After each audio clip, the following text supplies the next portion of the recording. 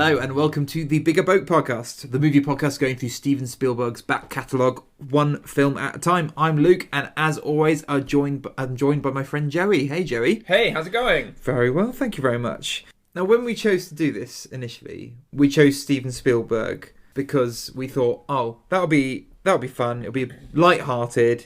And although throughout the episodes we've been able to talk about aliens, MacGuffins, and dinosaurs ad nauseum, we've also had to talk about sexism, racism, slavery, toxic masculinity, and the Holocaust.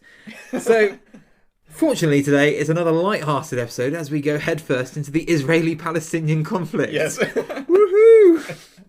Thank you, Spielberg, for this absolute bloody minefield. Consistency, that's what everyone wants, right? Exactly. So, Joey, starting off with an easy question, whose side are you on? Yeah. I'm just not going to say anything. No, you've got to be very careful what you say on record. You're not Liam Neeson. Anyway, how are you, Joey? I'm okay. Suddenly find myself doing a comparison to Liam Neeson's life right now. I think I'm probably in a better position. I know. What was he... I don't know what he was thinking. I don't know. He's an... Apparently he did end that interview by saying, "I will find you. I will kill you." Did he actually? He did actually say that. What, to the journalist? Yes. Because I saw her on Good Morning Britain the next day. I think it was a sort of veiled threat to sort of, by the way, don't you print that. But, he must have done so many interviews in his life. Surely you know what anecdotes are appropriate to share with a journalist or on Graham Norton, you know. Why now? Why? Yeah, I know. Yeah, I know. Anyway, very odd. If you don't know what we're talking about, look at anything on the internet about Liam Neeson. You'll find out. Just type Liam Neeson into Google right now, probably, and nothing else. All other stories have dropped down significantly. Yeah. Anyway, so the reason I spent ages on that intro, which I was quite pleased with, is because we are talking about Spielberg's 2005 film Munich today, which is an very interesting film, sort of taking place around with the background of the conflict that's obviously been going on for a very long time between Israel and Palestine. Yeah. So it is very difficult to talk about. And what we will be talking about today, we'll do another little caveat that we did with Schindler's List. You know, what we will be talking about today is the film. We're not going to go into the history of the conflict, or we're not going to get political at all, because neither of us know enough about it to comment, and it's not the point of why we're here at all. Yeah. Let's get that bit out of the way. Yeah. So, how are you, Joey? I'm very well, thank you. Yes. How have you been in the last couple of weeks? Because we haven't obviously recorded an episode in the last couple of weeks. You've been on holiday, haven't you? I have, yes. Yes. You're right, I am looking very tanned. Thanks for noticing. Like a whiter shade of pale. Like a bronze and Adonis I was going to go for. But sure, fine. Definitely white marble. Yeah, how have you been? Yeah, very good. Just ticking along, you know. Very good. We've had Valentine's Day, haven't we? Yeah, and I saw that you wore my Christmas present to you on a date. I did. Which I was very excited about. Yes. A good choice for a first date. It's either going to go one way or the other. I thought I'd wear it because it's a little bit like my date was aware that I did a Steven Spielberg podcast. Yeah. So I thought rather than wear like a white carnation, why not wear a Jaws jumper? It's like wearing your own merchandise, right? Yeah. And someone being like, "Oh, that's obviously the guy." Were you listening to our podcast while you showed up? Oh, what are you listening to? Oh, just some great chat. I noticed that you pulled the imaginary earphone out of your ear. It was on a boombox, mate. On the table. Like John Cusack in Say Anything. I haven't seen it. I haven't seen it. But I'm picturing a sort of, instead of Ferris Bueller, I'm picturing John Cusack's face and then, boombox. Yeah, just holding it outside the girl's window. But instead of playing Peter Gabriel, it's playing our podcast. Yes. All right, the truth is that didn't happen, but it will. Excellent. Date number 2. Yeah. Right, Luke, so while you were away, I don't know, did you see we actually had an email? No. We had one from... An actual email? An actual email from an actual listener? Person. Yeah. A big fan. Oh my God. I might get him to run our fan club. His name's Michael There's Cousins. not that much admin involved, so perfect. His name's Michael Cousins, okay? I know Mike. Oh, do you? Yes. Oh, I thought it was a randomer. No, he's a friend of mine. That's kind of annoying. Damn okay, you, Mike. Well, if you haven't heard it, let me read it to you, shall I? Hi, Joe and Luke. Love the podcast. Thank you, Michael. Thanks for all your hard work. Your podcast has been keeping me entertained on my 2-hour round trip to work. This week I was sitting in my normal commuting traffic, listening to your dulcet tones when I happened to look up in my rear mirror. Sitting in the car behind me was none other than Luke Bennett himself, co-presenter of the Big Boat Podcast. That's you, my friend. I then had the strangest final 15 minutes of the podcast where I could look at Luke in the mirror and pretend I could hear his thoughts playing through the speakers of my car. A weird experience. Another thing I wanted to ask, I haven't watched 1941, because obviously that is another Spielberg movie. Yes. Go check that episode out if you haven't. Yep. I watched 1941. I haven't watched 1941 yet, but could Luke clarify whether or not it is worth watching? Quotes from the 1941 episode include, "I'm exhausted. That wasn't much fun. I didn't like it at all." Before Luke finishes the episode with, "I do encourage you to watch it." Okay. Also, I know this random trivia. This week I heard that the sound effects of the rolling boulder in Raiders of the Lost Ark was actually made by a Honda Civic. Honda Civic. A bit of Sean Connery there, Joey. Sorry. Luke's dad turned up. In the Honda. Was actually a Honda Civic. Am I saying it wrong? A Civic. Civic. Not a Honda Civic. Whatever. A car. In a Skoda Fabia. rolling down a gravel driveway in neutral. It was a Vauxhall Cavalier. There's a chance I could have heard this fact on your podcast and I'm now quoting it back to you, but oh well. I don't know if that fact was on our podcast. I don't know if it was. No, there you go. The rolling boulder was a Honda Civic. You heard it from Mike. There you go. I don't know what his source is. I'm pretty sure there is a little documentary with Ben Burt. Okay, yeah, the sound engineer. He talks about some of his most famous special effects. Okay. I'm pretty sure, there is a little clip somewhere on YouTube where you can see him place the microphone and then run it over basically with his car. Well, yes, thank you, Mike. So what do you think? Well, it's interesting. So every time I see Mike, because me and Mike work at the same place, I saw him a couple of weeks ago and he was listening to the podcast and then immediately saw me. So it must have been a very weird experience. But it's something we're trying, actually. So every time you're listening to the podcast, if you look behind you, that's Jerry. I'll apologise now. Exactly. We're just getting some hot feedback, some hot takes on the podcast. So just wave. Say hello. With regards to the 1941 episode, I don't know if you'll agree with me, but I think you should watch it if you're quite filmy. If you're interested in the history of film and you're interested in being a Spielberg completist. Yes. It is a good film to watch to understand how wrong it went for someone with so much talent. Yes. And the lack of restraint. The lack of restraint. Yes. Yeah. I think you should to complete the set. If you're a casual listener and you watch a few films a week or so, or you just want to be entertained, don't watch it. But if you want to be a completist, I think it is worth watching just to get that idea of what can happen when someone's taken off the leash. Yeah. It's a film, so I watched it, and I'm never watching it again. I'm happy that I've only watched it once. Yeah. Cool. I hope that has answered your question to your satisfaction, Mike. And I think you're coming around for dinner next week, so see you then. We're going to have a movie night. We're watching 1941. That's a good idea, actually. Yeah, we'll do that. I forgot to ask you about your last movie. Oh, yes. Yes. What was the last film? What have you been watching? It had somehow passed me by because it's already been on Netflix for a little while, a week or two. Yeah. But obviously, we've had the BAFTAs recently. Yes, we have. Won Best Picture. Yep. Everyone thought it was going to be the favourite. Yep. It's Roma. Yes. Good. Alfonso Cuarón's... Have I talked about Roma on this podcast? I can't remember I don't think you have. I think you might have mentioned it to me... that you had seen it. Yeah, maybe. I've seen it. So I've seen that now. I watched that this week, and that's my last movie. So what do you think of it? I think it's really good. Okay. It is a slow burner, and I personally quite like slow burners. I am a big Stanley Kubrick fan, and it feels there's a few stylistic touchstones there to Kubrick, which is keeping shots very, very wide. Everything moves very slowly and deliberately in terms of camera movement and where they place the actors and things.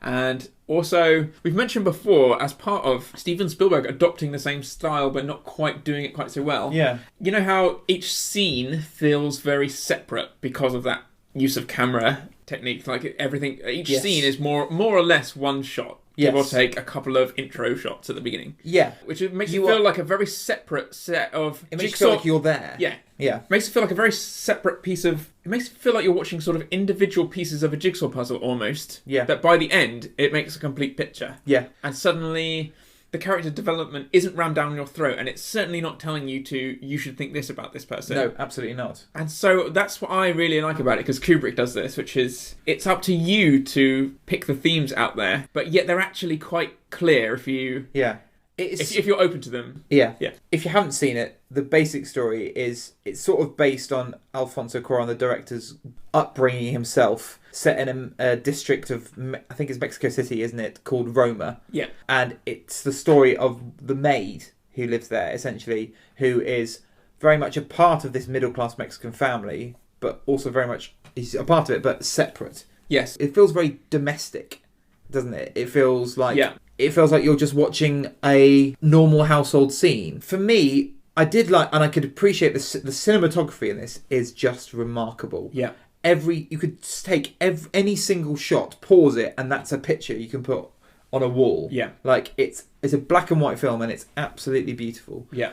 I found it too slow. Did you? I did. By the time, the camera's panned around a room for the third time, and you've got a 10-minute scene where nothing has happened. Yeah. I just, I did find myself looking at my watch during it a little bit, and there are some really good bits that happen, and despite the fact that it's so sort of low key, there is tension in two particular scenes that can happen, one in a hospital room, one at the beach. Yeah. That are very, very effective, and I can appreciate the mastery of it on a technical basis. Yeah.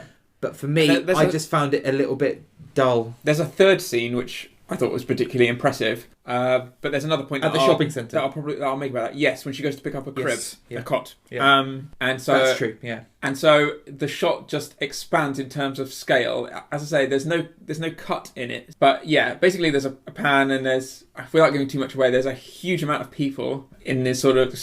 our main character is in the interior of this particular shop. Yeah. And there's something very big and large in scale happening on the exterior of it, which we see through a window, and then we come back into the interior. Yeah. But because of that, this is my sort of point I was going to make about that, is because this has been distributed straight into people's rooms, houses, aka on television-sized screens. Yeah. There were a couple of times in that movie I had to sit forward to make sure I wasn't missing information. Yes. Yeah. Which you totally would not have to do if it was a cinema-released thing. Well, what I'm talking about is I feel like the way it was shot, which is very, very wide shots where very few close-ups of the characters' faces, to be then shown on a small screen, which is how I watched it, did it a disservice, And it did get a concurrent theatrical release as well, in order to be eligible for award season. But it's interesting you mention that as well, because of Spielberg's that article that you've posted on Twitter recently. Yes, from Variety, yeah. Yeah, do you want to explain what that's because that's quite interesting, isn't it? Yes. Spielberg was giving a speech in Hollywood, and he made a sort of veiled criticism of streaming services, saying that filmmakers should really aim to make their films for theatrical release. Yeah. And we quite quickly got a reply actually on Twitter saying the prices of cinema tickets is far too high now. It's exclusive, isn't it? Which you can completely agree with, actually, because it's also...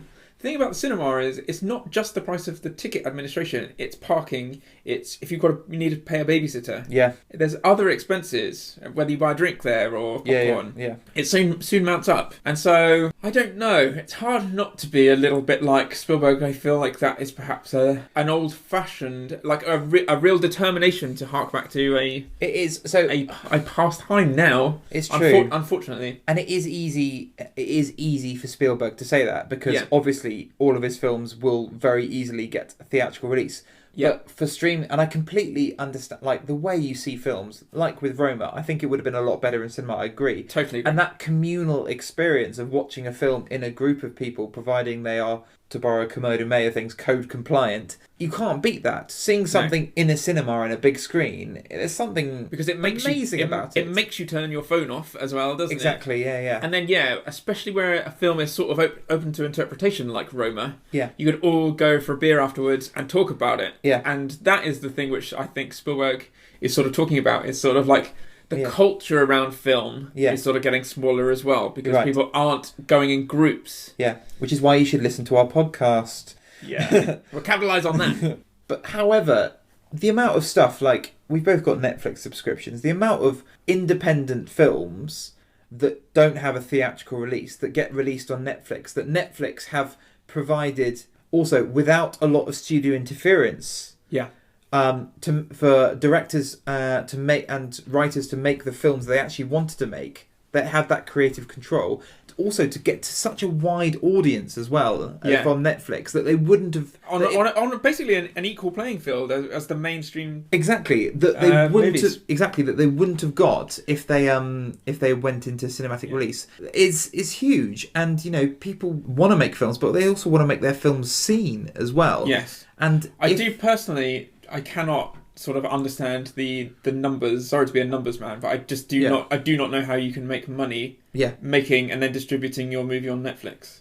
That it just does not seem like a viable way to actually make money as a business. Whereas if you remember in the 90s, let's say Blair Witch Project 1999 that came out. Sure.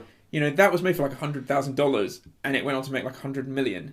That just cannot happen now because people don't want to pay the ticket price. Imagine if you paid like £13 to go and see a $100,000 made movie. But let me give the example I can think of this recently is that the Blumhouse model. So Blumhouse Productions is that company that makes the horror movies. Right. Their sort of model is they fund lots of movies and let people make generally what sort of horror movie they want, with the assumption that one of them will make enough money to justify everything else. They made Get Out, for example, last year. So they allowed Jordan Peele, first-time director from his script, to make Get Out, and that made a lot of money, got an Oscar award for best original screenplay. Big studios have sort of always done that. So let's say 20th Century Fox, yes, they're releasing the Star Wars movies, but they also have like Fox Searchlight, don't they? Which then bought much smaller little independent movies just to distribute them. Sure, okay. And the fact that Star Wars made so much money would enable them to keep investing in the smaller independent ones. So that's sort of, they had their what do you call it, like their tent pegs? Tent poles. Their tent poles. Yeah. But my point, I think, with Blumhouse is they don't have a tentpole movie. They just fund lots of little, and they hope that one is going to rise to the top. Rise to the top, exactly. But it is interesting because there's a balance, isn't it? Because if everything was really without streaming services, we wouldn't be able to do this podcast because I don't get to the cinema that often. It's true. But I'm able to keep up my films because of streaming. And lots of little things like, it's unlikely that we're in deepest, darkest Wiltshire at the moment. Leaving it last minute and being like, oh, I still need to sit down and watch this movie.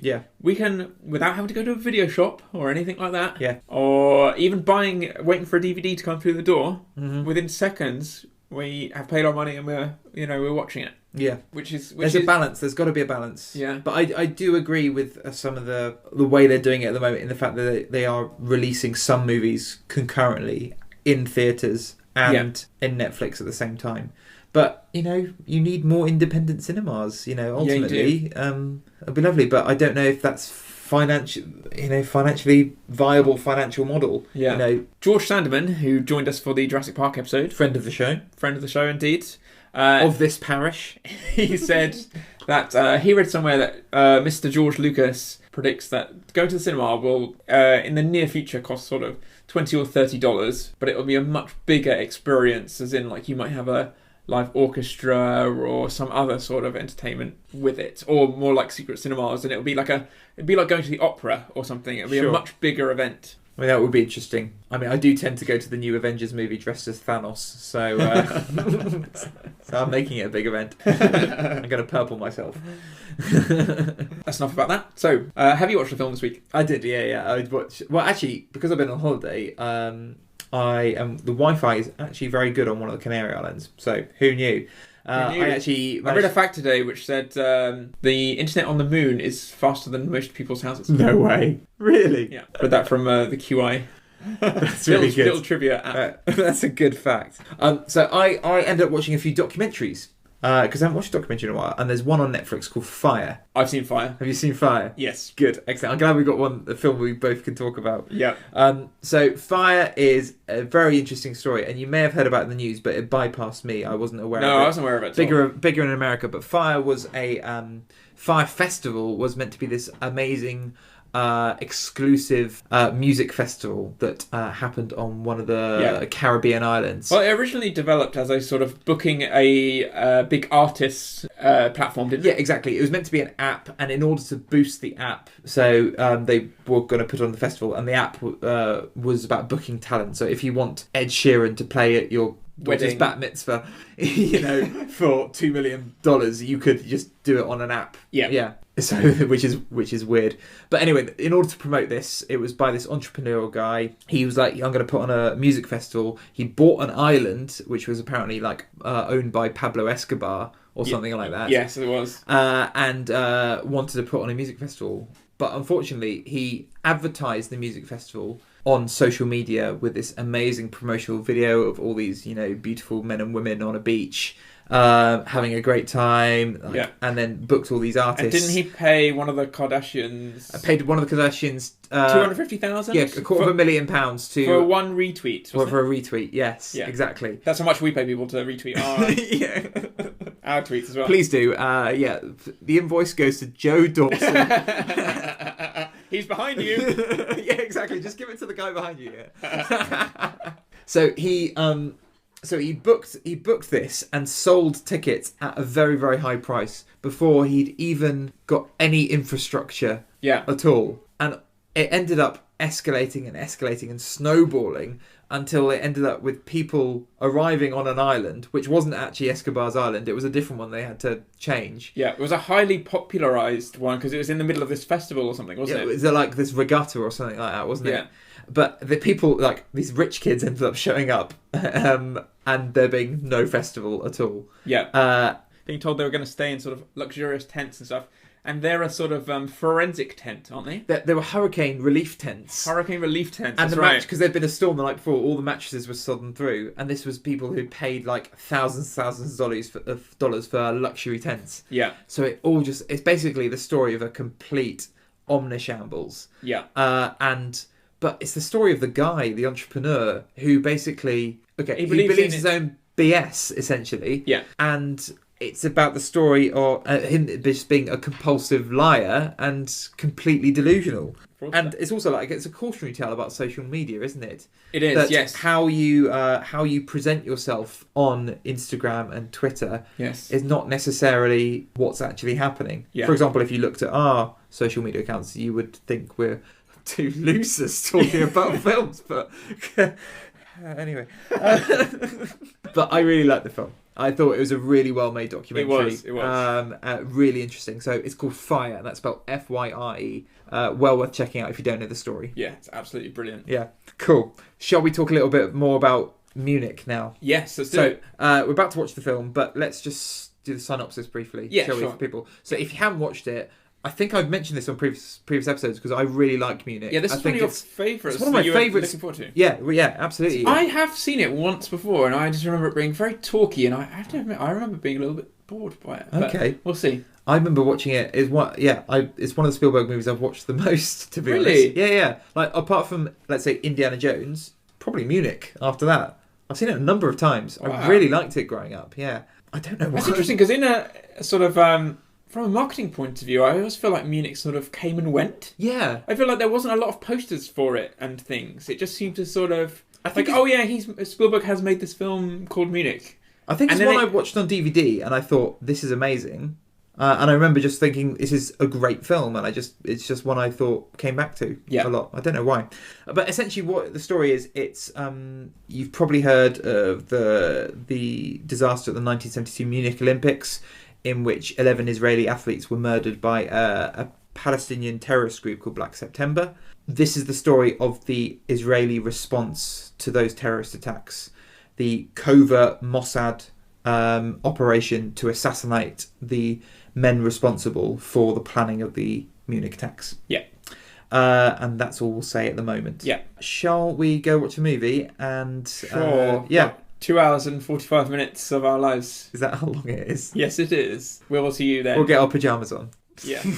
Get my walking stick because I'll need it after. And if you are watching it with us, I don't think it's available on Netflix or Amazon, so you're going to have to just rent it like a normal person. Rent it on YouTube. Yes. Okay, bye. We want to ask you, will you undertake a mission?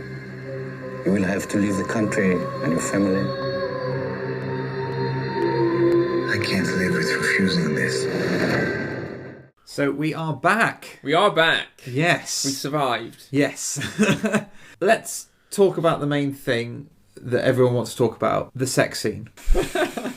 Could it be one of the most awkward sex scenes in the history of movies? The sex scene I'm talking about is the awkward one right at the end where he's sort of having flashbacks of the violence that he's committed. And oh yes, his eyes are open and he's mentally drifting away. And he's just thrusting, and there is so much sweat on his body, like a copious amount of sweat. The man is completely moist. Yeah. I hate that word, but he's just completely sodden. Yeah. And then he sort of screams as... It's as if he's just been born. Exactly, as if the sweat just flies off in slow motion. One of the most unsexy sex scenes in the history of cinema, I think. Yeah. There was even, I don't know if you saw that on Twitter, a guy asked, I replied to it, what do you think the sexiest scene is in the Spielberg film? And my argument was, like, he doesn't do... That's not his sort of filmmaking. Like, that's true. Like, he doesn't do sex well, to be honest. It's not his forte. Yeah, I probably agree with that. Yeah. So obviously there is that flirtatious lady at the bar, isn't there? Yes. But she honestly is two-dimensional in the same way sort of Catherine Zeta-Jones' character is. Absolutely. And they're actually very similar kind of characters, I think. Yeah. And you're like, well, she is providing a function within the plot, which is like just a woman as temptress stereotype, but beyond that, no real character there, is there? No, not at all. Should we talk about the movie itself? Yes. So I don't really know where to start on this. What are your initial thoughts? My first note is 2 hours 45 running time. Yes. And I've also looked this up before we recorded. You can fly to Munich for 1 hour less than that. Very good. There's no way that film would be broadcast on your flight. Yeah. Mind you, I don't know if you'd want to. It's not the best advert for Munich. No. Especially during sort of Olympic time or whatever. Yeah. Exactly. Yeah. So what were your initial thoughts on the movie, though? I've got to say, I am... Do you remember me saying in the intro? Yeah, I do remember, yeah. I remember it being very talky and stuff. Yeah. I completely take it back. It's actually not that talky. It's very action-packed. It and is very tense. A lot of violence in it, isn't there? Yeah. I genuinely really like it. Yeah. I'm so glad. Personally, I think it is a contender for my own personal sort of, lack of recognition in the movie. Like, I feel like I've sort of like maybe given it a hard time after watching it. I probably watched it quite young and was distracted by something. And just remember being a little bit like, I can't quite get into this. Sure. But I really had nothing else to do but focus on the movie and really got into it. I'm really glad you liked it. Yeah. I still think it holds up. I think it's a really, really accomplished movie. Accomplished, very tense, very technically competent. Yeah. And a movie that does not insult your intelligence at all. It doesn't talk down to the audience. It addresses a really complex subject. And I think does it very, very even-handedly for a Jewish filmmaker. Yes, I'd agree with that. For something that, from what I've read about it, having done my research for this, has pissed off people on both sides of the debate. Very well. You would. That's exactly. But you're always going to, and has used that conflict to make a point, not about who's right or who has the right to whatever, but to make a point about violence and the reaction to violence. Yes, and I think that's to the person committing the crime as well, committing the violence. Yeah, the psychological effect that has on that person. Absolutely, and I think that's the focus of the movie. Just using the other things as a background. That's very true. It could be any conflict. Yeah, It? really. It could be. But yeah, no, I still really, really like this film. So if you didn't really get the synopsis, this is the story of Avner. Avner is played by Eric Bana. He is a former bodyguard to the Prime Minister of Israel, and the son of a war hero as well. Got more of a desk job in the Secret Service in Mossad. And after the Munich attacks, which we see in flashback scattered throughout the movie, he is recruited covertly by the government to launch a counterattack on the people who allegedly orchestrated those attacks. Yes. Meanwhile, his wife is pregnant. Wife is pregnant. So he has family issues to deal with. Absolutely. Of course he does. As per on a Spielberg movie. What it doesn't tell you is you very much see this from sort of Avner's and the team's point of view. You don't see Mossad in the background, working out how they identified the targets. You're seeing this from ground level, from using these characters, Avner and his team, which include Daniel Craig and Karen Hines, as the sort of how you perceive the movie. From a sort of like giving across information point of view. Yeah. As would be a spy movie. Yeah. It's usually about gathering information, so then you go and carry out the mission. It's quite cold in that respect, isn't it? Yeah. He literally just meets up with someone quite regularly, who apparently is sort of dog walking. Yeah. And to obviously sort of be covert, and they just sort of like they're window shopping usually, aren't they? And then he pays them money, but you don't actually see any cash. No, change hands then. But cash is exchanged, and he's literally just told a name. Yeah. And part of me is a little bit like, I feel like would feel like each mission was a bit more complete if you knew a bit more about the person who they're going to try and assassinate beyond their name. I'd even like to see them sort of try to like work out what hotel room they were in. Do you know what I mean? Sort of build up more of a picture, so it's a bit more of a mission rather than shoot to kill straight there. I noted that down as well. But I thought of a good reason behind it. So, there's a lot of assassinations to get through. There are a lot to get through. But so each time they pick an assassination, it's because they've been given a name. They don't know, and they haven't been questioned. Well, most of them haven't been questioning where that name came from, if they even have proof that they were involved at all. They are soldiers. They're planning to kill them. Eric Bana does start about halfway through, doesn't he? Start questioning. But he's the last of the team, apart from Daniel Craig's character. He's the last of the team to question it. All the others question it long before Eric Bana does. Yeah. But let's just take the first target. I can't remember his name, but obviously they are not well-practiced killers, and they do fluff things up. Yeah. It's quite realistic. They're a little bit of a motley crew, aren't they? Yeah, exactly. They've got different jobs, a little bit like the Italian Job almost, or something. They've each got their own expertise. Particular set of skills. A particular set of skills, that's right. But it doesn't... So I liked the fact it didn't give a backstory to, let's say, the first target. What it showed is this first target was a poet. I think he was translating the Arabian Nights into Italian. He was, yes. Yes. Which is something that automatically thinks that guy planned the Munich terrorist attacks. He's giving a talk about the Arabian Nights in the public. Yes. And then he goes into a deli and he orders, he's got a nice relationship with the deli counter. He gets given a freebie because, he's clearly a nice man. Yeah. And the attackers are shot in such a way that they're stalking him. They look like the bad guys. Yeah. Through a window, aren't they? Through a window. Karen Hines is looking shifty with his horn-rimmed glasses. And then eventually they get to a hallway in which they're approached by Eric Bana, and then he's shot, and he sort of just falls down while he's carrying his shopping. It looks like a cold-blooded murder. It does. And that the fact that he's given a bit of backstory, but the backstory he's given is not about his murder, it's about his life as a human. Makes you question the authenticity of the information, and it makes you question the morals. And that's the whole purpose of what the theme is. And I think that's why they didn't give him a backstory. Yeah. That could be taken from... Do you remember the most iconic death in The Godfather? Yes. Marlon Brando's one where he's actually just out with his eldest son and he's picking oranges. Yeah. Because it's such a striking death. Because as he's shot, all the oranges roll down this sort of street. Yes, it is very much like that, isn't it? Yeah. Because the milk spills... And the blood then seeps out and mixes with the milk. It's quite a nice shot. Yeah.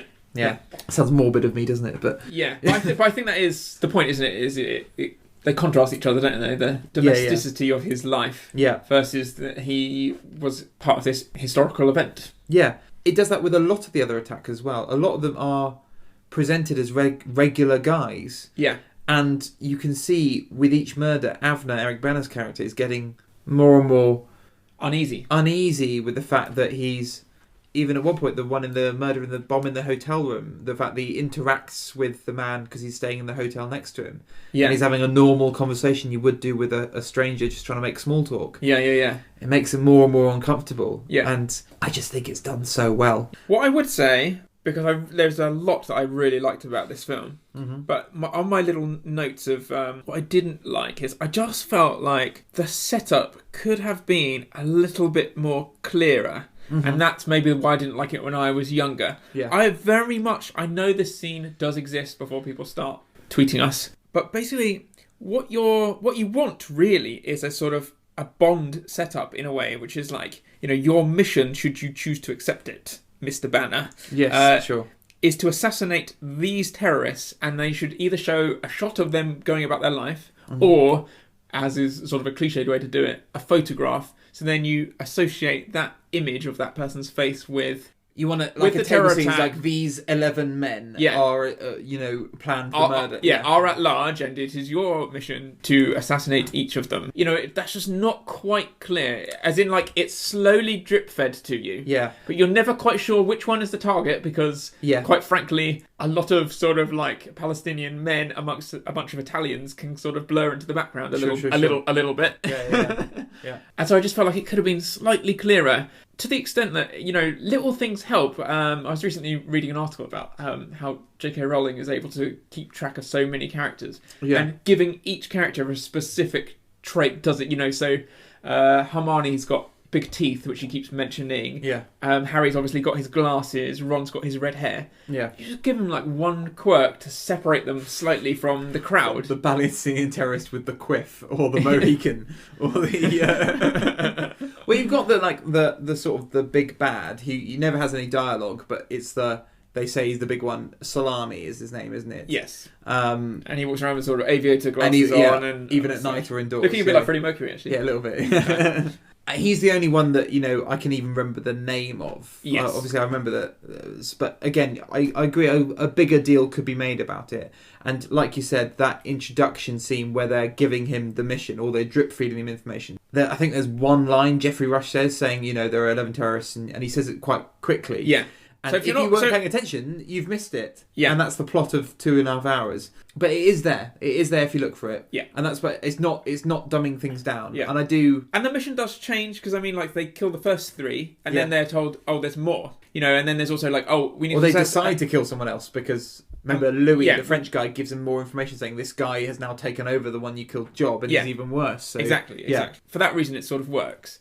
But not only that, they also drip feed you the actual terrorist event that happened at the Munich Olympics as well. Mm-hmm. They don't show you that full picture, do they? No. It's all through television screens. Flashbacks. Yeah. So I think, for clarity, as well as them sort of having, your mission, should you choose to accept it, Mr. Bond, is missing slightly, or could be sharper. Yeah. And also, I feel like if they at least sort of showed you, like...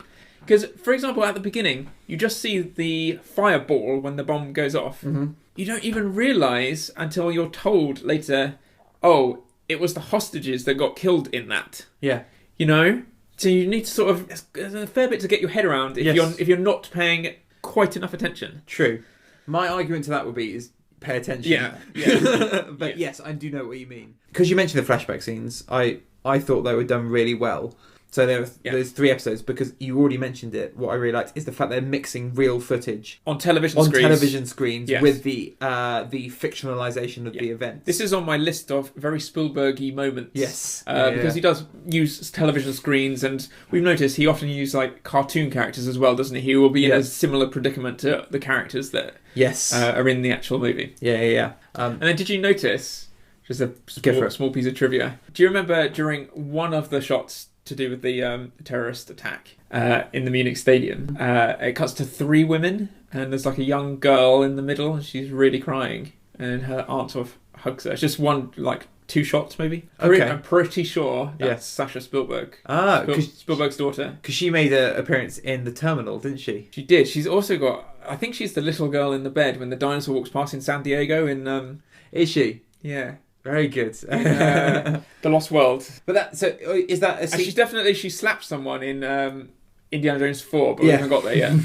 But I just remember hearing that she was in there. Is she? Is that one of the scenes where they're filming like the reaction of the various families at home reacting to the? Okay, yeah, yeah.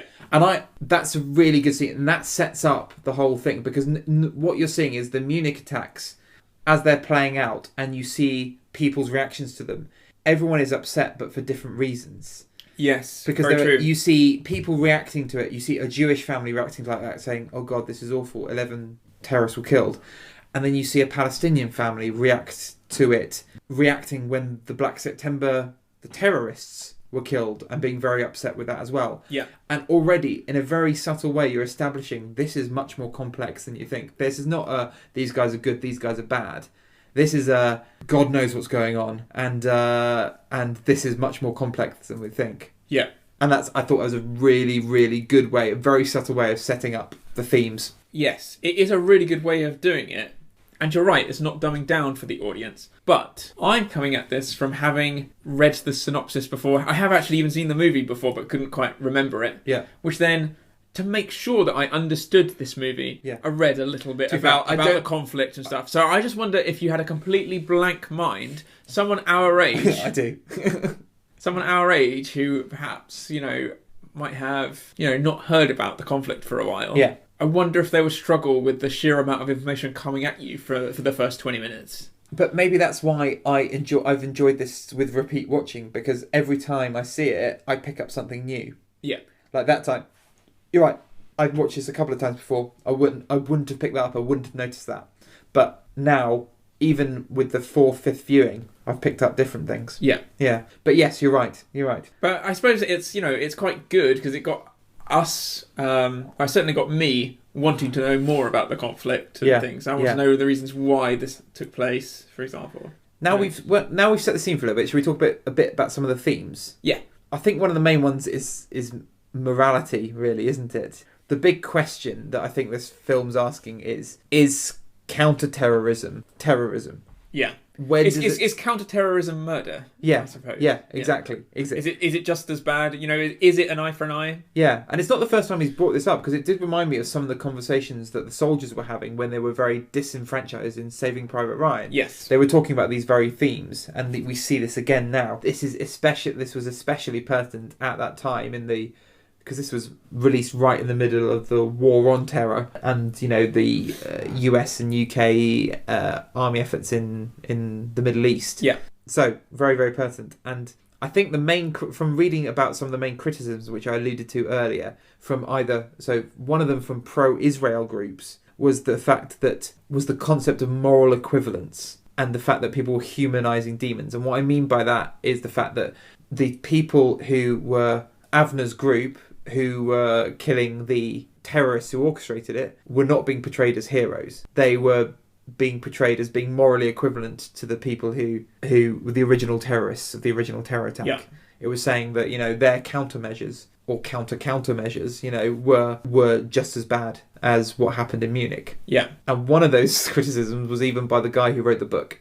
Right. George Jonas, who wrote the book which called Vengeance, which was the story of the real-life Avner, who was the leader of this mission to kill some of the people who I think died a couple of years ago. I think the real Avner is called Yuval Aviv. What do you think about that? That more sort of moral equivalence, Well, do you think that's the point that Spielberg's trying to make, or do you think it's trying to simplify things do you think it's reductive?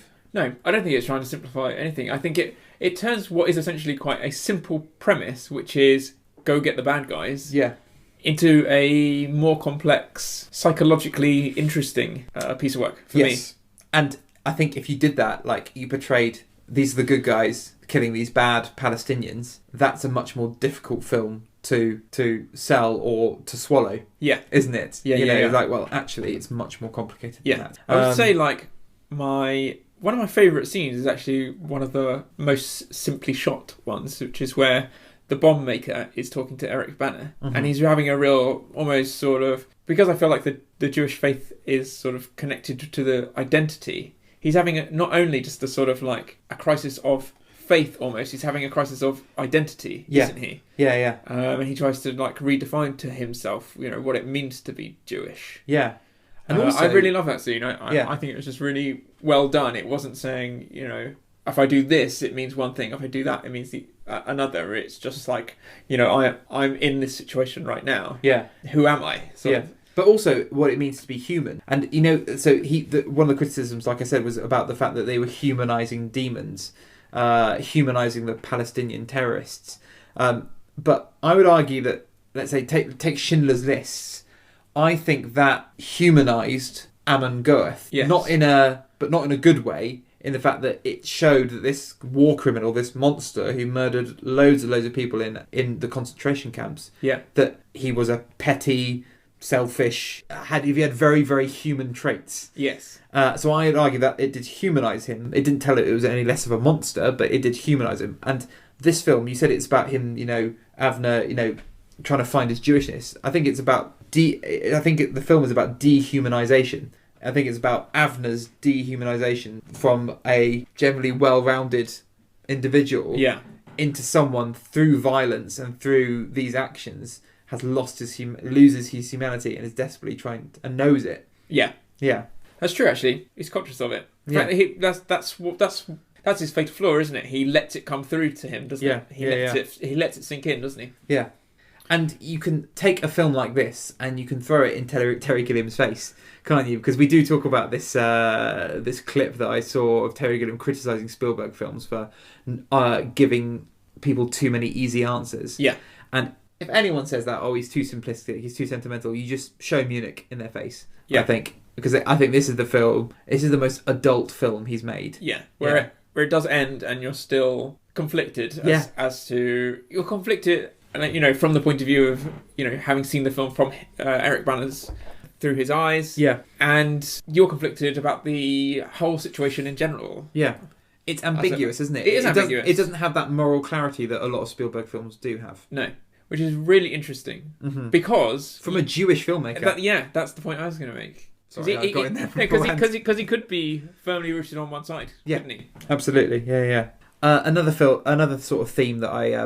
felt that they came back to is family and eating meals together. Yes. Which, I'm not Jewish myself, but in my mind and how I see, Jewish families portrayed on screen, a lot of the time it's very food orientated. It's a lot about, sharing meals with people, inviting the rabbi around for dinner. Yes, breaking bread together, exactly. Everything's about sharing the food, from what I've seen on media. Sorry if I've got that wrong, all the Jewish listeners that we've got.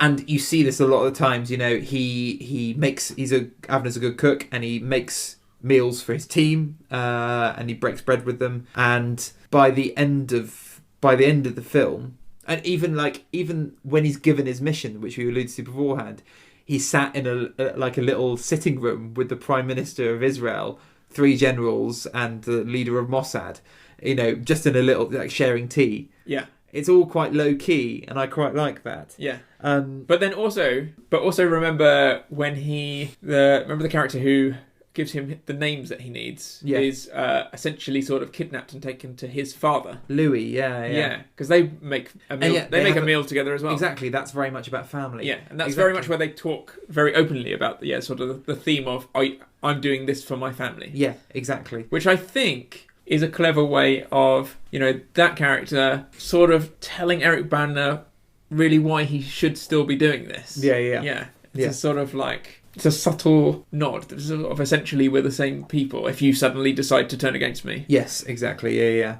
And this theme all comes back in the final scene where he's meeting with his handler, played by Jeffrey Rush, Ephraim, I think it is.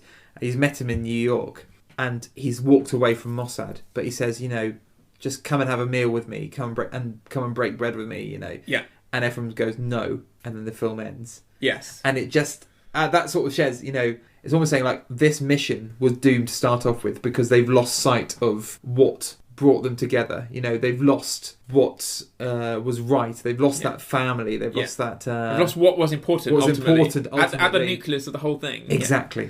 Yeah. So I thought it was. I think that's a really big theme of everything. How I worded it was, it's sort of like, it's just an interesting question. Like when they say, I'm doing this for my family, it's like, would you murder for your family? Mm-hmm. And Eric Banner's answer is yes, you know. Yeah. Because not everyone's would. Yeah. It reminded me a lot of, because there seems to have been a couple of adaptations of his books recently on TV. Do you know, I don't know if I'm saying his name right, John Le Carre or Le Carre? I don't know how you say it, John Le Carre or... Le Carre. I don't know. John Le Carre, I think it is. Yeah. Yeah. So I remember seeing... The Night Manager. I saw Night Manager. I remember seeing Constant Gardener. Little Drummer Girl. I haven't seen Little Drummer Girl. But I saw that was a bit mixed for me. I couldn't work out if it was genius or rubbish. Somewhere in between. So, okay, fine. Particularly The Night Manager was very good, wasn't it? Yeah. That sort of... There's not much code breaking or espionage in this movie, is there? No. But it's that very sort of doing a very quiet job very well. Mm-hmm. That sort of double life thing. I'd argue they don't do it that well, to be honest. They don't do it that well. Well, actually, unless you're a military trained person, and even then, people make little mistakes, you know. Yeah. On super secret missions, and we are gives the game away. It's true. There's ironic saying we're recording this just next to Salisbury. Very true. You're absolutely right. Maybe the super spy stuff isn't all that easy as it's been made out to be. Hey, they just wanted to see the steeple. Right? It's fine. It's beautiful. 120 meters. One question I thought. So again, because Spielberg got criticised about this, he got one of the things he got criticised from is taking too much artistic license. So, for example, the book Vengeance, for what this whole thing is based on. Yeah. Was based on this guy, George Jonas, a Canadian journalist's interview with the real Avner. One source, and that's it. And a lot of stuff is unverifiable. So we know there was a real operation. It was called the Operation Wrath of God, set by Mossad and the Israeli government. But a lot of the stuff we don't really know, and there's only little facts that we really do. So, what responsibility do you think the filmmaker has to be representative of history versus artistic license to tell a story? It's interesting, and I've heard Spielberg mention this a little bit. That, and we've mentioned before, Spielberg is a massive David Lean fan. Yes. And he said, well, Lawrence of Arabia is one of his favourite movies. You know, Steven Spielberg is aware that David Lean took huge liberties portraying the book that it's based on, Seven Pillars of Wisdom. And he said that, you know, within the same breath, really, Spielberg has said, well, if anyone took such big liberties with something like the Holocaust, you know, he would not be happy. So I don't know, because it's a little bit like, well, if it tells an interesting story but highlights a serious issue enough to make you want to go and research the real event, has it done a good thing? Yeah. I mean, I think it's difficult with unverifiable facts because you're never going to know. No. Are you? And you're going to... And with something that's secretive too. Exactly. You're going to piss off some people with this subject matter. Even if he articulated it as if it really were fact, at the end of the day, we're sort of talking about secret missions and essentially spy assassins. Yeah. So, you know, how much can you trust? Yeah. Even if all of them are in the same room. Yeah. Because the names they've kept the same, apart, so not the names of the real team, but the named terrorists of Black September, or the people who said were planned, or the people who were killed, that's their real names. Right. Those were real people. But like, I wrote down some quotes from some people on both sides. So there's this guy called Gabriel Schoenfeld. He writes for a Jewish magazine. He said that Spielberg and Kushner, so that's Tony Kushner, one of the guys who wrote it, felt the Palestinian terrorists and the Mossad agents are morally equivalent, and concludes that the movie only deserves one Oscar, which is most hypocritical film of the year. And then one of the guys who was implicated and on the 11-person kill list, Abu Daoud, he died in 2010 and was still alive when they spoke to the Irish Times in 2006 about his take. And interesting, he said, like, the whole purpose of the attacks was from essentially you started it. It was apparently he said it was in response to there was 200 people they wanted to try and get freed. 200 political prisoners, they said, yes. Yeah. But apparently it was it was an Israeli attack on the Syrian government or something like that, and the replacement of a coup essentially. that started it, and the aim was not to kill the athletes. It was to negotiate a release, and he said that in 2006. When you've got this much conflict into what actually happened between the two sides, if you're going to make a story like there's no way you're ever going to verify it. So you've got to take some artistic license. I think. You do. Yeah, for something this complex. Yeah, it's going to be It's going to be impossible. I think this is done more sensitively. This is much more sensitive and a much harder subject to talk about than something like Schindler's List. Because at least in that, you've got a good side and a bad side. Yeah, it's very true. There's a clear good and evil. Yeah. Whereas this, you've just got to accept. The point is not about pointing fingers. The point is about violence begets violence, and the effect this has on people and humans. Yeah. Sort of makes me very aware that it makes you question whether one life is equivalent to another. Yeah. And like you said, what would you do for your family? What would you do for your country? What would you do for peace? What would you do for the greater good? Yeah, it's interesting. Yeah, it's interesting. One thing I didn't like about this movie, and you mentioned this already, was the attractive Dutch assassin scene. Yes. It didn't work for me particularly. I didn't mind the bar scene. And I didn't mind... So this is the scene where Avner meets an attractive lady in a bar. She tries to seduce him. He says... he thinks maybe, and then actually says no. Yeah. And then one of the other members of the team ends up... Well, we assume she ends up taking him to his bedroom, and she kills him. But although you don't see the murder. Yeah. That's fine. And I could have just done with it that and not seen her again. But then they go on a side plot, a vengeance mission, in order to kill her. Yeah, which is very sort of off the record, because obviously this is not part of their mission. Yeah. As laid out. They secretly go and do that themselves, take it upon themselves to sort of... what did you think of the assassination scene? I tell you what, I was just seriously confused by, which was, it was just very odd the way she sort of like got her breasts out. And as you say, in a very unsexy way, it was very much like, I feel like I have to do this because this is a movie. Yeah. It didn't feel real. Yeah. It would have been much better if she had just stayed... she was clothed. She was clothed, just kept the dressing gown done up for a start. I thought it was a little bit exploitative. Yeah, exactly. Because it didn't feel sexy, it did feel exploitative. Yeah. If it was actually a desperate attempt, because it just didn't feel quite that desperate. Yeah. It felt like she really could have made a much stronger attempt to try to actually get that gun without having to sort of like...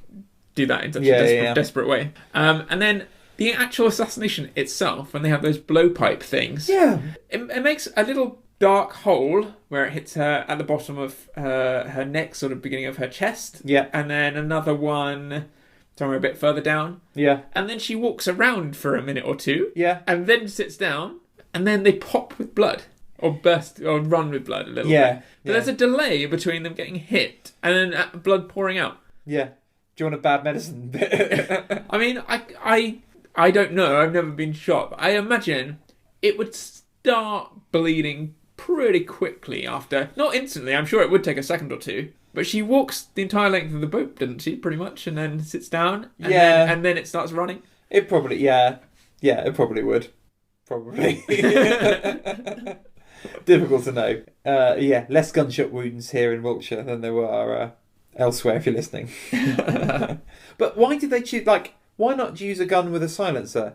Why use a weird blowpipe that you have to hit the... It's odd, wasn't it? Is it? Yeah. And they never mentioned at all. Never seen that weapon before. No. Because they have to stand there and put the thing together. Yeah. Lots of twisting and stuff, don't they? Yeah. Put the prep in, guys. Yeah, exactly.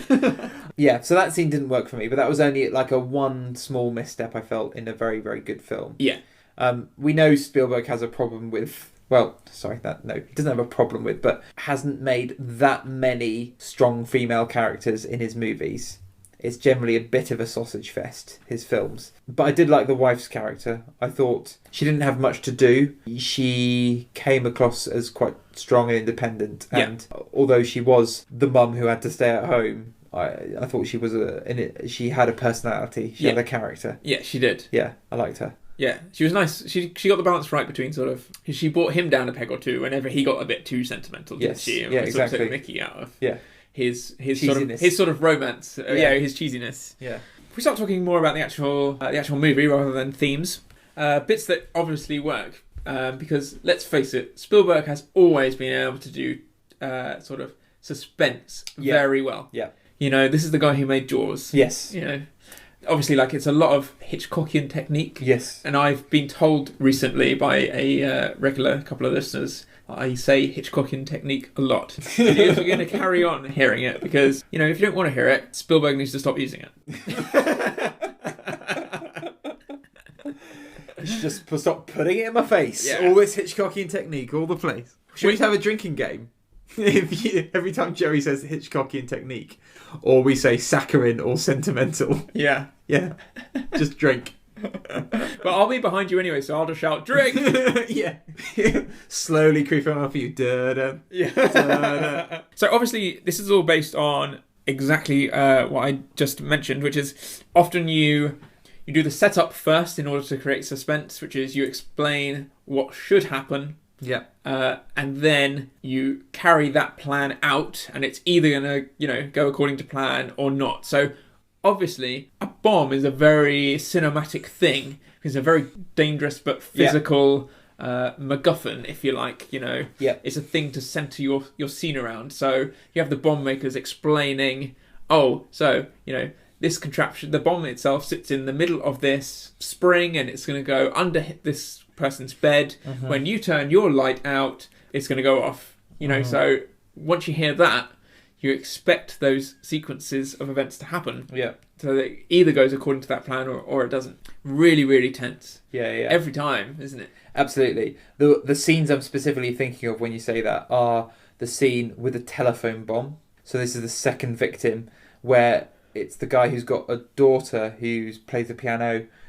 They see this when they're planting the bomb. The telephone is the bomb, so when they pick it up, they know they picked it up and they can activate it. Yes. And they wait till the girl's gone off from school before they make the phone call, but suddenly she comes back, she's forgotten something, and they haven't seen it until the last minute, and you think, oh God, they're going to kill this girl accidentally. And that is very, very tense. And you see even just the things like Carl, Karen Hines' character, dialing the telephone, and it's one of those long, very slow. It's one of those slow dial telephones which you have to go around, and it makes that, and you have to wait till it goes back to the resets. You know, those old telephone types. Every single number is so tense every time. Yeah, very, very effective. Get ready to take a sip because. Is that your new catchphrase? Because Alfred Hitchcock does exactly that, where I can't remember what film it is, but there's Dial M for Murder? There's a film, it's in a black and white one, with a little boy on a bus with a bomb, which again they set up in classic suspense style, which is made you aware that there's a bomb in the package that he's carrying on this public bus. But this is in the early days when he said he had a really bad technique because he lets the bomb go off. Mm-hmm. And he says you should never do that. At the last minute, you should always say, oh, what's that? And chuck it out the window and you've survived. And it's because of the criticisms that he got from that particular film. I will look up exactly what one it is. Yeah. And tweet the film. Tweet the film. Yeah. And so he's doing the same thing with the little girl because she's the vulnerable one that we sort of care about. In the same way we care about the little girl in the red dress, I suppose, in Schindler's List. Yeah. But don't forget also in Saving Private Ryan, Vin Diesel takes the little girl. Yeah. And that suddenly makes the whole situation much more tense because so if the Germans are just behind them, you know, this poor little girl is also going to get caught in the troubles. So it's exactly that sort of extra tense tension building. Yeah. Another scene that works very effectively for me was the attack on the guy in the hotel room, where also protecting them is the leader of the Palestinian Liberation Organization. So the people on the opposite side who they are sharing a safe house with. Yes. And they've had a conversation the day before about their political ideology and things like that. Obviously, they can't say what their mission is, that they're killing Palestinian Black September terrorists. Yeah.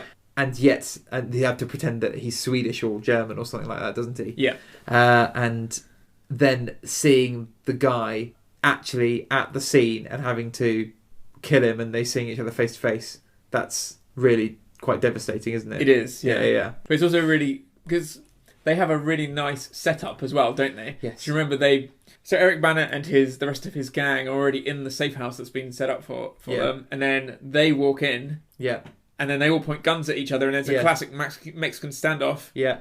And you think, oh my god, how are they going to get out of that? Yeah. And then it turns out, we're basically just like, they've just doubled up on the safe house. 2 groups of assassins have been booked into the same safe house. Yeah, I know. It's very funny. Which makes you worry about, and it also makes you question about Louis, the French, the organizer, I guess, the guy who's finding them the names in the safe houses. You worry about his allegiances as well, don't you? You do. It's at that point where you think, I thought they were sent to kill Eric Bana and his group. Yeah. Yeah. And suddenly throws all of these questions. And I like the fact that they both, like, Daniel Craig's obviously very pissed off with them. And they end up trying to find a radio station they'll both agree listening to, and they end up listening to Al Green, and that's what they can both bond over. Yeah, I quite like that. yeah. But that sort of explanation they have about his ideology, it's again, we're going back to the sort of same theme. It's a film in which Spielberg, a Jewish filmmaker, is including a big scene talking about a Palestinian terrorist thought process and making it seem reasonable, which is very, very interesting. In other things I didn't like, above the running time, I've got the next one down is Daniel Craig's South African accent. Yeah. It's strange because it's quite distracting because it's not that strong. Everyone knows how Daniel Craig speaks, and it's just got this extra little twang to it. It's just a bit the only lives I care about are Jewish lives. Yes. Yeah, it's a little bit distracting. He looks so young, doesn't he? He does, in this movie, doesn't he? Yeah. Really young with his floppy blonde hair. Yeah. Yeah. He didn't really have that much to do in this, but his character. I think this must be quite early days in terms of Jeffrey Rush's career as well. Yeah. He looks quite young, doesn't he? I thought Jeffrey Rush had been going for ages. He has been going for a while, hasn't he? Yeah. I mean, he's in Quills, isn't he? Which is 1998, something like that. Yeah. Yeah. Still, I suppose it's playing like major roles and things. Yeah. But he still looks quite young. Yeah. And of course, like one of Eric Bana's first major film roles. Yes. I can imagine. I'm always amazed whenever I mention something about Eric Bana. A lot of people are like, who? Yeah. And they can't quite picture him. I think he's a major movie star. Yeah. I think a lot of people have just sort of like never noticed him or something. Yeah, I think he has the same, to be fair, I really like Eric Bana, but I do get him mixed up with Billy Crudup a lot of the time. I don't know who that is. Billy Crudup is the guy from Big Fish. Yes, I know. You know who I mean? Yeah. Who is in a lot of things as well, but sort of again in the background, never major. But he's a comedian as well, Eric Bana, isn't he? He is. He started as a sort of Harry Enfield, if you like, in Australia. Yeah, doing imitations of people like Tom Cruise and things. Yeah, but now he's like the level of Tom Cruise, I think. No, he's definitely. Well, not. no, he's starring in movies. Yeah. In a Spielberg movie. He's in a true. Yeah, true. I've actually been an extra in a Eric Bana movie. Have you? Which one? Wasn't Chef, was it? That was the Bradley Cooper one. That was the Bradley Cooper one. No, this is called Closed Circuit. Closed Circuit. Okay. Yeah. Have you seen it? I haven't. No. And then also while we were sort of like rolling the cameras while I was at the train station, who else did we pass in real life? Who? Ian Beale from EastEnders. Adam Woodyatt. Very good. Yeah. Just going about his day. One other thing I really liked about this is the camera work. So there's some really amazing camera work in this movie. There is. And a lot of another theme you see is a lot of people are shot in windows. Yeah, they are. You see a lot of people in the rear view mirror or the car mirror or just generally mirrors brackets general. But there's a specific shot that I'm thinking of, and I can't... broadly mirrors. Broadly mirrors. As you might say. Yeah. Broadly fine, broadly mirrors. There is a scene in a car, 3 people in the car, Eric Bana's in the back, and it starts off with the front 2 seat and they're talking to each other, and then you sort of pans up and you see then Eric Bana involved in the conversation from the back. Yeah. And then I think Carl then has to lift up a piece of paper so you can see what's on the piece of paper, and then seamlessly the camera just shifts round and then it's in the front looking at the back, all in one shot. Yes. It's just stuff like that. When you look at it, it's like, how did you get the camera there so seamlessly? It's amazing. Yeah, it's amazing. Yeah. Really, just little stuff like that. It's just, he's the master of camera work. It's great. Yeah, he is. Yeah. The way he can give across in a developing sort of way, the amount of information he can give across in one shot is amazing. Yeah. It starts in one place, bit more information, a character comes into shot, gives more information, and then the same shot carries on. It'll lead to a third or fourth thing. before it's finally done. It's really good economics, isn't it? Yes. Economics of information. Yeah. Yeah, absolutely. You'd think he would have done it before, wouldn't you? I was trying to do a little bit of background research about this. And there was apparently some real events about... I don't know, did you hear about the Lillehammer affair? No. In 1973, as part of Operation Wrath of God, or around that time, 6 Mossad agents were arrested for the killing of a Moroccan waiter in Norway, who they mistook for Ali Hassan Salami. Oh, right. Yes, so he was the big bad of this movie, who they wanted to get. They killed a innocent Moroccan waiter, who they thought was him, and 6 Mossad agents got arrested for it. Oh, really? Yeah, which would have been an interesting one to mention in this movie. I think it would have fitted in quite well. Yeah. Because it fits with the general themes of the movie, that everything's very, very complicated. Yeah, I thought yeah. it was quite interesting. Just another thing I noticed is, what I wrote down was, it strikes me as a bad move that the old guy, remember in the scene that we've already talked about, which is where, the other group from the safe house. Yes. When the old guy has a bomb in his little satchel and goes up the stairs. Or that grenade thing. The grenade thing to detonate the other ones that are... Was it in the TV, that one? Yes, that's right. Yeah. I was saying, it struck me as a really bad move. Firstly, to be that blatant about it. Yeah. Because obviously, the old guy who... Do you think he sort of runs the hotel? I think he does. The old guy. Yeah. Who they have to sort of drive away from the scene, and they just leave him with some money in the desert somewhere. Yeah. At least they sort of leave him alive. Yeah. But it just strikes me as a really bad idea, because obviously, when the bomb does detonate, he's just behind a very thin wall, a very thin door. Yes. Ultimately, but it's not just that.